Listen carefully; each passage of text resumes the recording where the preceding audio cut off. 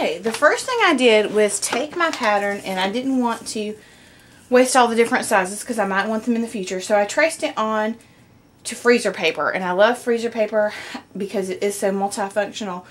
So that's what I've used here, and I've traced them all. Now that I know I have all 7, I have all the information transferred, gingham bathing suit, top ruffle, unfold, the number, how many cuts, I'm going to take this out, and we're going to start with the ruffle. And this is the top ruffle, but you could start with any of the ruffles, both the top or bottom. First thing I'm going to do is fold that in half and get it all ironed in place.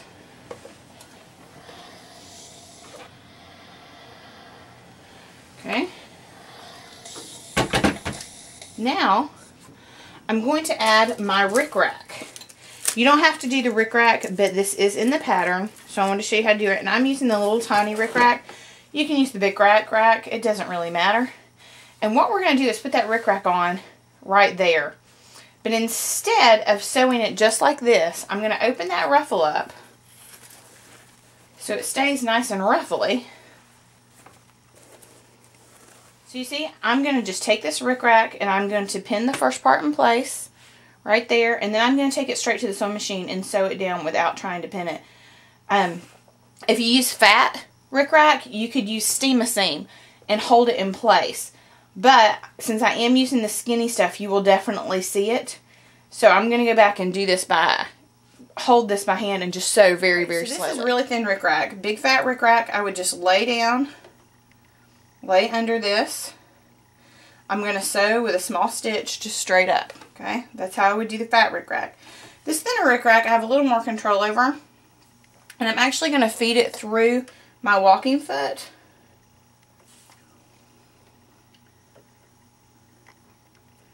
So it's hanging out the back a little bit. It's going to give me a little more control. And I'm going to set this down right there on the edge. And now the presser foot is 1/4 of an inch from that fold in the ruffle. So I have my width if I stay there.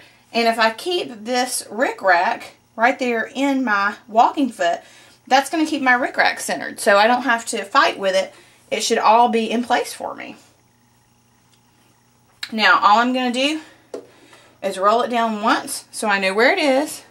I'm going to put one hand down here and grab both pieces so I can kind of keep it lined up with this hand. That's what this hand's job is going to be, okay? And this hand I'm just going to go here to like help guide it back and forth, but I'm not pushing, okay?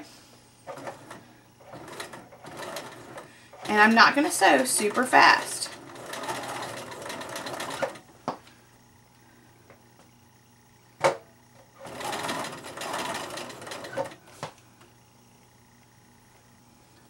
And we're going to do that all the way up to the end. And can you see right there how I did that? I did it in white so you guys can see it. It's actually a pale, pale purple. But so you can see the stitch marks on there where I just sewed straight down the middle of that rickrack. Once you have the rickrack sewn on the top and the bottom ruffle, now we're going to go in with our dental floss and do the gathers right across the top. So this is a really easy trick. There's a whole video on it if you want more explanation. But what we're going to do is set it on a very wide zigzag. And we're going to run dental floss through the middle of that zigzag. So then when I pull it, it'll shrink it up.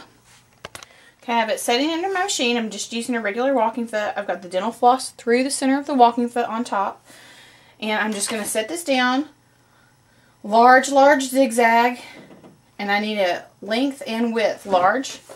And I'm simply going to sew right over that dental floss.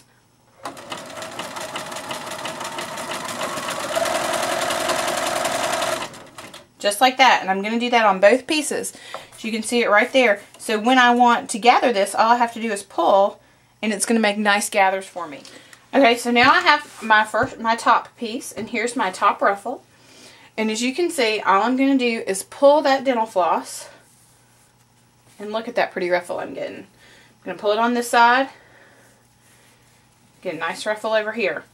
Now this ruffle is going right here on our bathing suit top. And I want to watch that rickrack, okay? I want to make sure my rickrack's in the right place, because if I sew it on this way, the rickrack's not going to show when it flips up. So we want to make sure that we put the rickrack on the right direction, which would be facing up this way, so we want it to fold down, okay? And I'm just going to pin that in place. And I can pin on each side.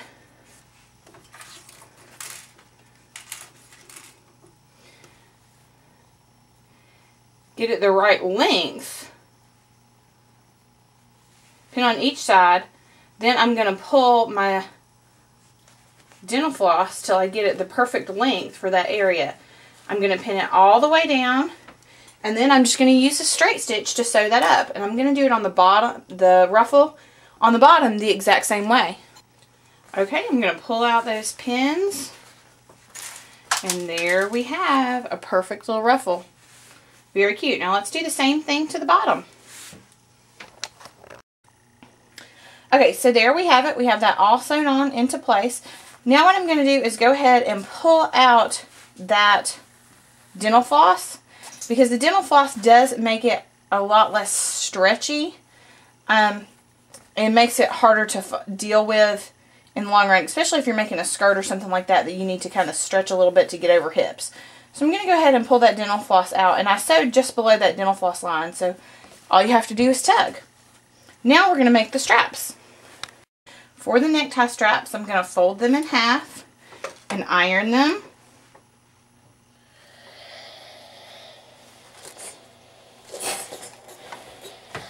I'm going to do that to both of them. Then I'm going to sew right here on the corner. I'm going to turn and I'm going to sew all the way across down to the end. And then I'll be able to turn it. Okay, I have my straps. And I sewed right here and all the way down the side, not finishing one, okay? Because that one's going to get tucked into the top. So how I'm going to turn this is I'm going to use a dowel rod. Very, very easy trick if you've got a pretty fat opening. I am going to get this started with my thumb. Just kind of sticking my finger in there. Then I'm going to put my dowel in there. Push this down over it. And it's going to turn it for me. Okay? Very, very simple trick. And I'm going to do that on both of those. Now I'm going to take the pin like I did before and pull those corners out so they're nice and neat. If you have a pointy tool, you can definitely stick them up there and stick them out. I usually try to use as few tools as possible just because I'm already a clutter freak and I don't want to add any more clutter than I have to my life. So the pins are easy and it doesn't require anything extra. Now I'm going to go back and iron those flat, but I have the corners turned. Just making sure I get that roll nice. Okay? All the way down. Alright, so there we have those two all nice and neat.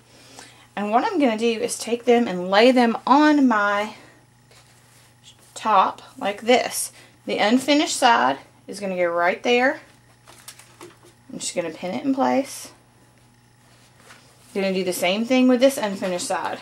Going to pin it in place. So there's my neckties. Okay, now for our sides, we have something, we do it a little bit different because we are lining this top. Our sides are simply going to take our side piece, and all I'm going to do is turn this right here and I'm going to sew it down in place.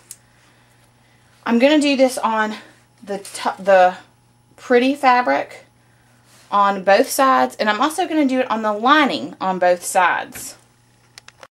So here you can see I sewed the tops on and I sewed that side piece on as well. Okay, and I'm going to do that to my lining.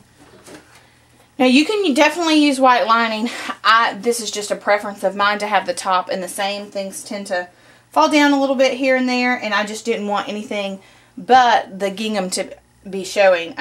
Not the gingham, the seersucker to be showing. So I'm putting this down right here. I'm going to sew this one, and I'm going to do it on the other side as well. Okay, when I'm ironing this, I'm going to sandwich press, just like always. And I'm going to go in and open press, just like always.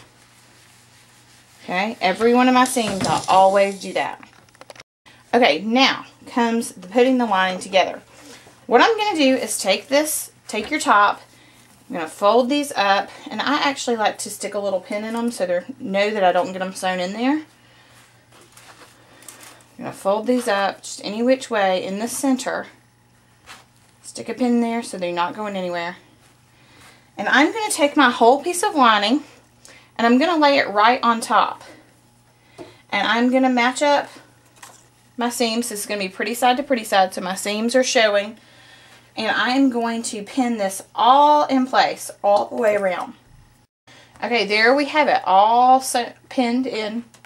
I'm leaving an opening at the bottom so I can flip it all out. So what I'm going to do is start right here and I'm going to finish right here. I'm going to sew all the way around at the given seam allowance, and then I'm going to be able to flip it out and it's going to look gorgeous. Now okay, here I have it all sewn up and I'm going to trim my corners. Okay, I'm going to trim my corners, just cutting the edges off of them. Okay, it's going to make it turn better. It's going to make it look prettier. I'm going to do that anywhere I've got a corner. So here at the top. Okay. Over here. Okay. Now I'm going to take that hole that I left in the bottom, right there. I'm going to stick my hand in there. And I'm going to try to reach the farthest thing I can reach. Okay. Which happens to be about right there for this one. And I'm going to start pulling it out. I'm going to stick my little hole, make a little hole with my thumb, sticking my dowel in. Dowel rods are a great 35 cents and will help tremendously. Push it straight out. There we go. Now I'm just going to take the iron and really iron this into place. Do you see how cute that's looking? Okay, so there we have it, all pretty and ruffled. And now I'm going to sew up this hole. So what I'm going to do is take this and just tuck it in there. Okay. I'm going to put some pins in there so it holds it in place. Now that I've pinned that up, I'm going to tuck all that inside so we can't see it. Okay. I'm going to stick my pins in there. I'm going to now go back and top stitch this entire piece, and it's not going to take very long to do it, but it's going to give it a lot more strength in the end, and that's what you want because we're hoping that they wear this for a little while. You know, it's going to be in and out of the water. It's going to have to be washed. So what we're going to do is top stitch all the way around.